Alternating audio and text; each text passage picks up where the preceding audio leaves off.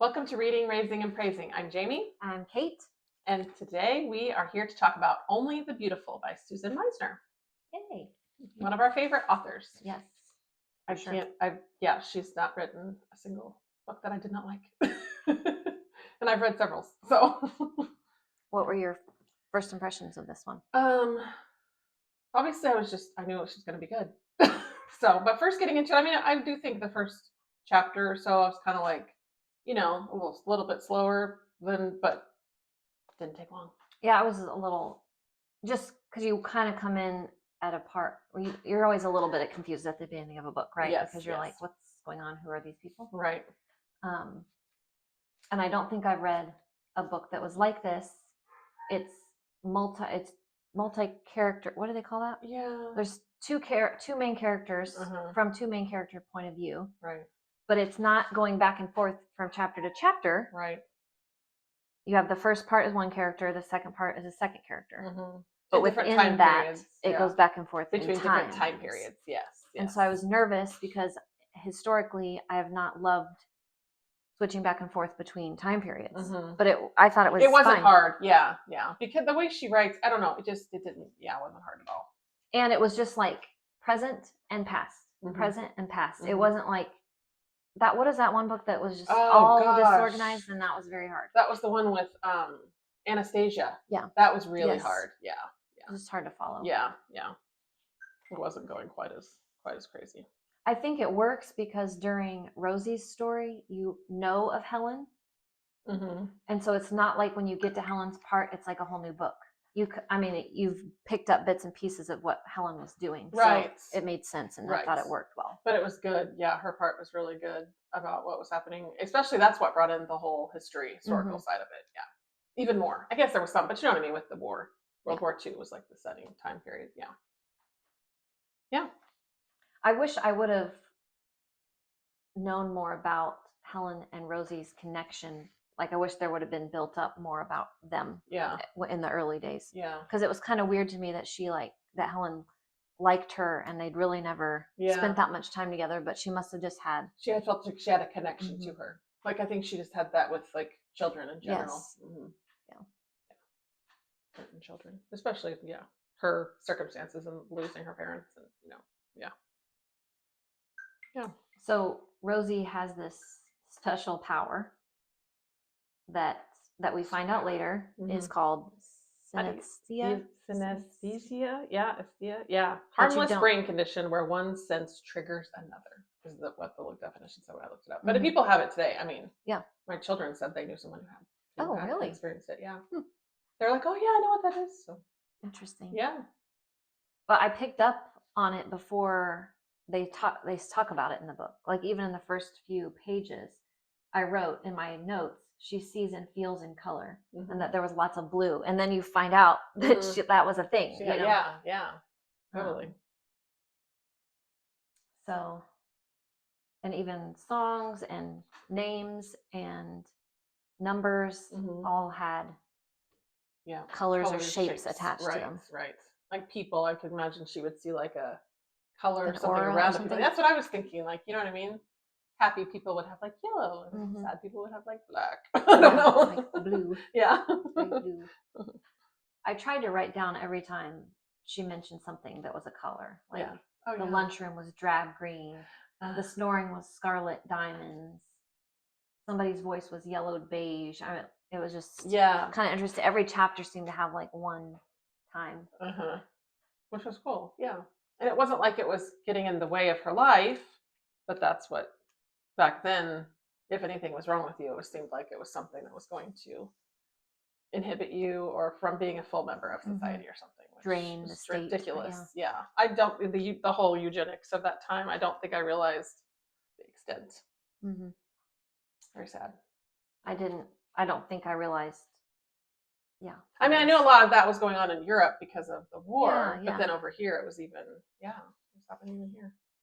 We've talked about institutions. I mean, there are some nearby. Yes. That psychiatric type hospitals. True. But I didn't really think about the like sterilization of people. Like I just didn't. I mean, I'm sure I think I knew that, but I just didn't. This brought it even more. It's just when you read this kind of stuff, it just brings it more. Makes it more. Makes real. You more aware. Yeah. What I going just on. was thinking more of those people being experimented on and Mm. like tortured Yes, and like that's what I confined. always think of too. Yeah, we're in Europe. I just didn't. Mhm. I just don't always think of it here because I just don't. You know what I mean? Yeah. But it was happening everywhere, really. Yeah. When we talk about the themes of this book, kind of going with that eugenics thing, it talks about the human resilience, the vulnerability, and the harsh definitions of strength and perfection. So, like when they're Mm. weeding out these people, they're trying to find the strong and the perfect versus people that are devalued in society. And the main characters in this story were devalued. Yeah. And there's a quote later I'll have come to us in the notes about God doesn't devalue people. Right. When we get there, I'll say it. Yeah. I'll lose my place. Yes, I got you. Yeah, so that the sterilization they called a salpingectomy. Yes. Which I didn't know what it was. I had to look it up when they mentioned it because I didn't know either. Yeah.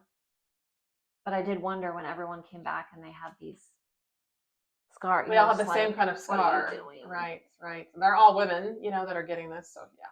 At first, I thought that person that is across the bunk across from her that has it done.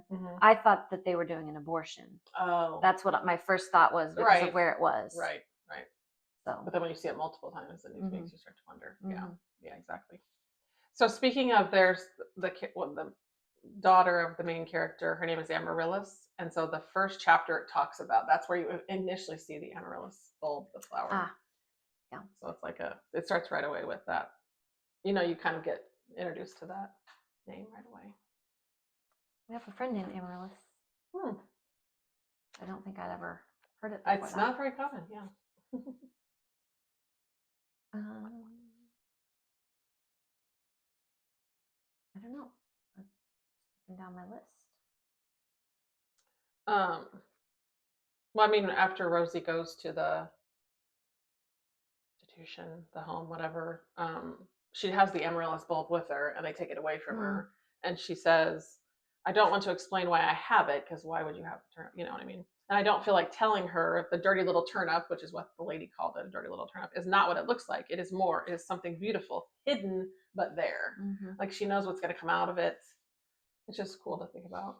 Well, and that's connected later. And I kept waiting to see how they were, how Susan was going to write that.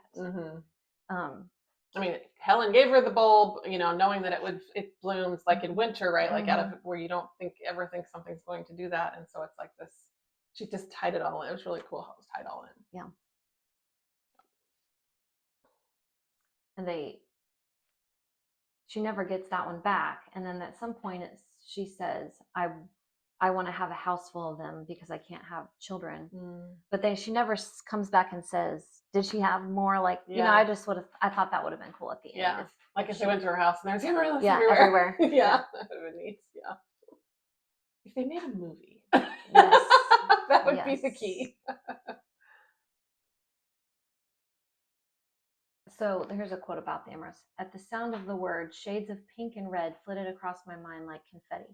What an enchanting word, amaryllis. And then later, a kaleidoscope of delight. Ah, yes. Yeah. She describes the baby as like a perfect bloom that has pushed its way up out of the dark ground. We think of the bulb and up out of the dark, in winter when it's dark. Yeah. So cool. New life, hope, This was a pretty big part. Helen's letter, because Helen kept writing her letters, and they kind of stayed in touch through Truman and Celine. Yeah. They read all the things, right? So then they were really letters, to them. Yeah. So Helen's. This is during the war. She says, "But I'm not afraid, and I know that I'm supposed to be here with the family. The Myers did not ask me to stay. I offered. I'm right where I want to be." And then I think Rosie says, "As I whispered those words aloud, bursts of peach and lime green bloomed in my thoughts."